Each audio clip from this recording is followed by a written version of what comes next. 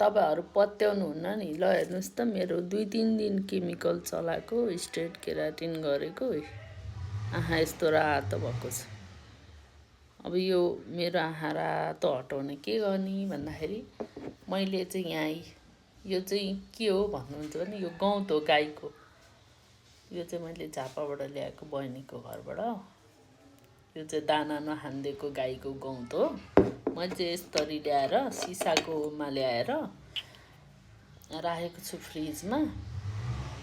यो चाहिँ दैनिक बिहान बेलुका हजुरहरूले हाल्नु होला। फेरि वाहियात भन्नु होला।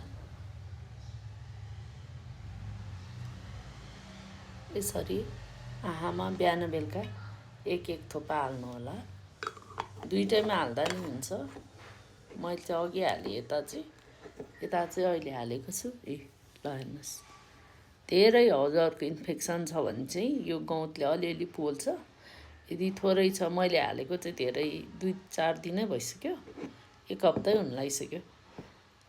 त्यही भएर मलाई चाहिँ त्यति पोल्दैन। यति गरेपछि चाहिँ यो आँखाको रातो एलर्जी भएको सबै हराउँछ के साथीहरु।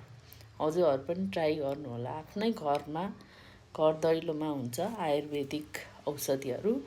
मैले चाहिँ यो आँखाको लागि धेरै हस्पिटलहरु जाएँ तर केहीले भएन। यसले चाहिँ चट्टै भयो मलाई।